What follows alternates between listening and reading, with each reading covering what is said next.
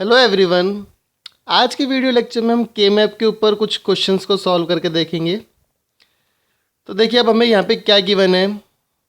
पहला क्वेश्चन है simplify the following expression using के मैप, और हमें ये मिन टर्म्स दी हुई हैं। अगर आपको कभी भी ऐसे गिवन होता है देन इट मीन्स मिन टर्म्स। इसमें हमें 1 फिल करते हैं। अगर आपको ऐसे गिवन होता है तो ये होता है आपका मैक्स टर्म्स, और इसमें हम 0 फिल करते हैं। ठीक है, तो यहाँ पे हमें मिन टर्म्स गिवन है। सबसे पहले हम फटाफट यहाँ पे 0 1 की कोडिंग कर लेंगे। 0 1 2 3 4 5 6 7 8 9 10 11 12 13 14 एंड 15। तो ये मैंने सेल्स के अंदर वैल्यूज़ लिख ली हैं। अब जो जो यहाँ पे आपको गिवन है उसके कॉरस्पॉन्डिंग आप 1 लिख देंगे। जैसे 4 5 6 7 8 9 10 11 12 13 14 15 सब में लिखा हुआ है, तो यहाँ पे आप सब में अंदर 1 लिखेंगे। 1।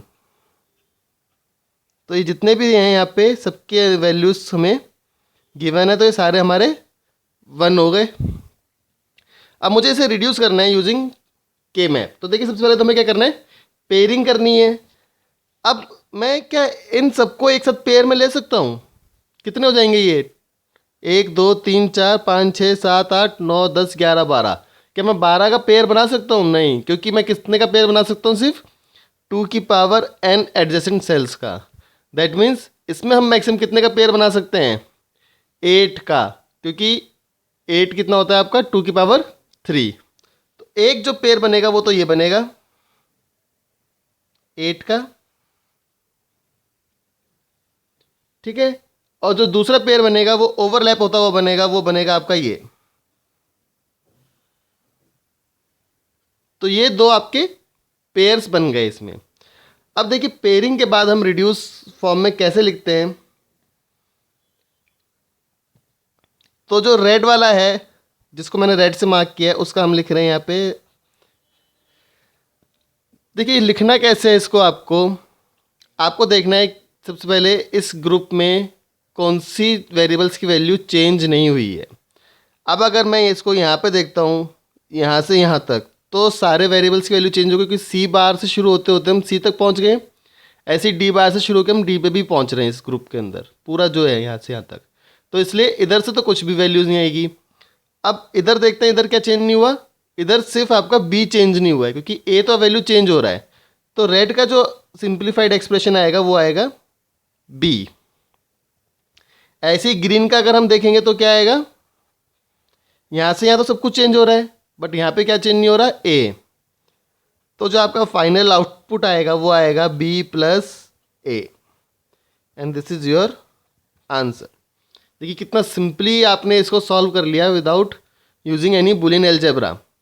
इसलिए हम कहते हैं कि जो के मैप है वो लार्ज नंबर ऑफ वेरिएबल्स के लिए एक बहुत ही इजी मेथड है एक्सप्रेशन को सिंप्लीफाई करने के लिए। अब देखिए सेकंड क्वेश्चन है we have to simplify the given Boolean expression in product of sum form. ये था आपका सम ऑफ प्रोडक्ट। अब यहाँ पे है POS, प्रोडक्ट ऑफ सम। तो देखिए इसको पहले करने से पहले हम कैसे करेंगे, क्योंकि हमें गिवन किस में एक्सप्रेशन ये SOP सम ऑफ प्रोडक्ट, तो पहले हम इसको यहाँ पे फिल कर लेंगे, ठीक है। तो A बार BC है, that is A bar BC, तो 1 यहाँ पे आ जाएगा एक। देन BC बार के कॉरस्पॉन्डिंग कुछ भी नहीं दिया, तो देन मीन्स दोनों में आगे 1 आएगा। ABC बार, तो ये आ चुका है 1। देन AB बार C, तो एक ये 1 यहाँ पे आएगा। तो अगर सिर्फ SOP पे आपको करना होता तो हम इसको कर लेते, बट अब हमें करना है POS में। तो POS क्या कहता है कि जितना भी आपके बच गए हैं अब 1 के अलग, उनको आप 0 कर दो, ठीक है। तो अब क्या होगा? 0 0, this is 0 and this is your 0। और अब हम सिर्फ कंसिडर करेंगे ज़ीरो टर्म्स को, क्योंकि हमें पी ओ एस की फॉर्म में करना है। तो अब देखिए आपका जो सिंप्लीफाइड एक्सप्रेशन है वो क्या बना।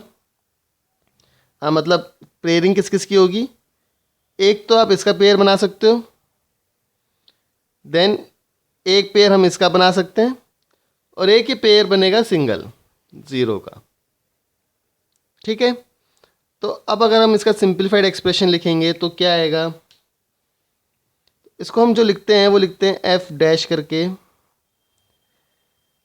देखिए इधर क्या चेंज नहीं हो रहा, इधर चेंज नहीं हो रहा है आपका ए बार बी बार, क्योंकि सी की वैल्यू तो चेंज हो गई है। तो पहले वाले के लिए आएगा ए बार बी बार, यहाँ से यहाँ तक वाले का। इधर वाले का कितना आएगा, प्लस में ही लिखेंगे अभी हम इसे, बी बार सी बार, बी बार सी बार। देन इसका कितना आएगा, इसका सिंपली आ जाएगा आपका ए बी सी। अब ये तो है एस ओ पी की फॉर्म में ज़ीरो को हमने लिखा। अब इसका पी ओ एस निकालने के लिए आप इसका कॉम्प्लीमेंट कर दीजिए।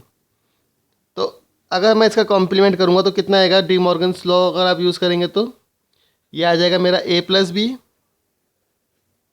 Dot B plus C dot A bar plus B bar plus C bar, and this is the final answer. अब अगर इसी का मैं एस ओ पी भी कहता निकालने के लिए कि आप इसका एस ओ पी निकालिए, that is sum of product निकालिए, तो हम क्या करते हैं, जितने भी वंस हैं उनका पेयरिंग करते हैं। जैसे इसका मैंने पेयर बना लिया था, एक पेयर आपका ये हो जाएगा और एक सिंगल पेयर रह जाएगा।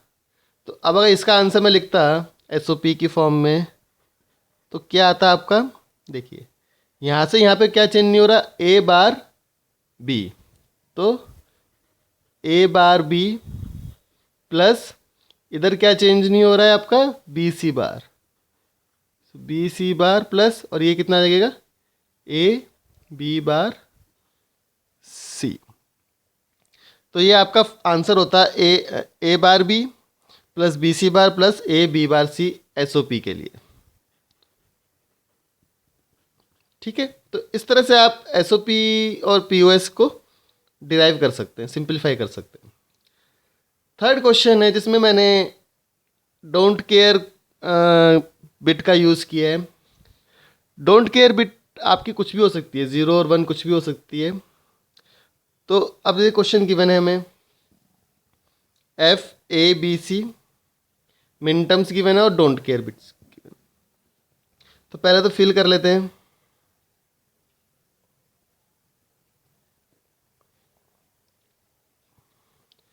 टू पे है, सो 2 पे 1 आ जाएगा, देन 3 4 एंड 5। इन पे तो मैंने कर दिया 1, और जो मेरी डोंट केयर है 6 और 7, उनको हम नॉर्मली रिप्रेजेंट करते हैं एक्स से, क्योंकि 0 भी हो सकती है और 1 भी हो सकती है। बट इसको आप जब ग्रुपिंग करोगे तब हमें इसे यूज़ करना है ग्रुपिंग के केस में, चाहे पी ओ एस है चाहे एस ओ पी है। अगर एस ओ पी है तो हम इसे 1 मान लेंगे, अगर पी ओ एस है तो हम इसे 0 मान लेंगे। So don't care, this is your don't care, and it can be either 0 और 1, कुछ भी हो सकती है। तो अब देखिए इसके अंदर कितने ग्रुप्स बनेंगे मेरे पास, एक ग्रुप तो ये बन गया पूरा 4 का, और एक ग्रुप मेरे पास बना ये वाला 4 का। तो 2 ग्रुप्स मेरे पास बन के आ रहे हैं यहाँ पे, और दोनों मेरे पास क्वाड आ रहे हैं, दैट इज 4 4 के ग्रुप्स मेरे पास आ रहे हैं।